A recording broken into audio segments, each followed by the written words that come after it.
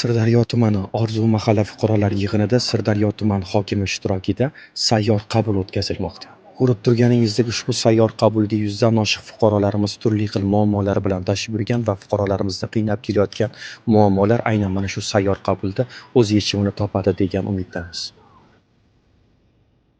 5 kun o'tadi, 10 kun o'tadimi, homiylik topib turib, imkon darajasida yordam olib turamiz deyishdi, hal qilamiz deyishdi. Ijobiy javob oldim, xursand bo'lib ketdik ben. Salomat bo'ling.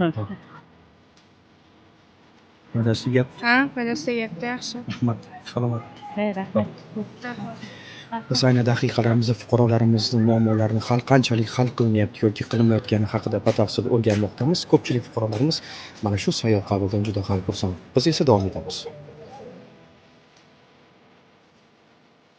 Sayyor qabullar fuqarolarga qanchalik qulayliklar tug'dirmoqda? Bu ancha. Yaxshimi? O'zim ham ancha yordam olganman. Xudoga shukr. O'g'llarimda operatsiyasida, boshqasida yordam berishgan. Salomat bo'ling. Aytaysiz kerak. Xo'p. Rahmat, yaxshi fikrdaman. Qani oldin nima deydi, viloyat hokimi bilan sayyor qabulini yoki tuman hokimining sayyor qabulga kelish bizda umuman orzu bo'lganda kirib uchrasha olmaganmiz ham, ko'rmaganmiz ham.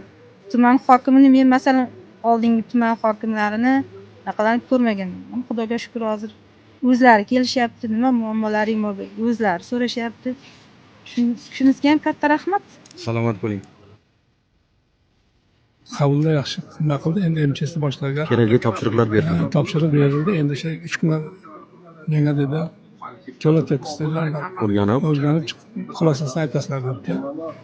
Sayyor qabul ko'tarinki kayfiyatda davom etmoqda. Fuqarolarimiz o'zlarini qiziqtirgan savollarga mas'ullar tomonidan javob olishdi va ijobiy hal etilmoqda barcha muammolar. Xalq dardi bilan yashash ustuvor vazifalardan biri. Bu Sirdaryo tuman hokimligi.